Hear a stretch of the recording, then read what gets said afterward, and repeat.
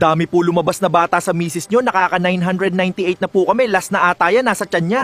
Ano? Ganun kadami ang anak ko, grabe. Grabe, ang dami natin, kailangan gawin ang dami nito. Oo nga, ang dami nito, kailangan natin asikasuhin. Takak naman, bakit naman gayang kadami lumabas na anak sa asawa ko? Aba, bakit ako sinisisi mo kayo gumawa niyan Ano gagawin natin sa dami? Di natin maaasikaso lahat. Oo nga, pagod na din mga nurse sa dami. Paano gagawin natin kapagod? Grabe, ganito kalaki bill natin sa hospital Lahat na ng ipon natin to Oo nga, mahal. Paano yan mauubos ipon natin? Palalakihin natin silang lahat. Galingan natin mahal kahit ang dami. Sige, mahal. Magbubunga din naman ang hirap natin.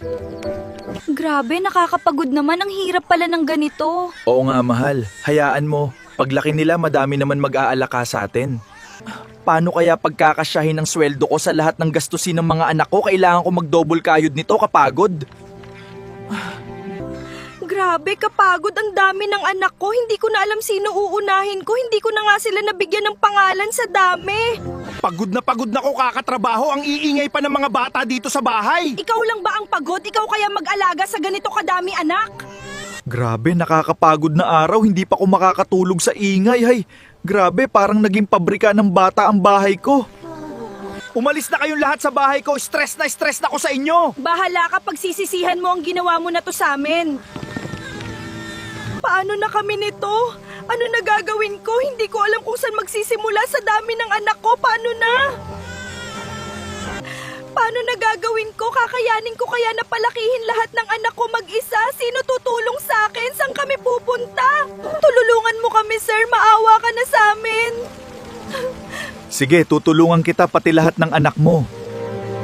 Talaga, sir? Tutulungan mo kami? Desperada na ako. Di ko na alam gagawin Oo, ako nang bahala sa inyo ng anak mo. Sumama na kayo sa akin. Kamusta na kaya ang mga anak at asawa ko?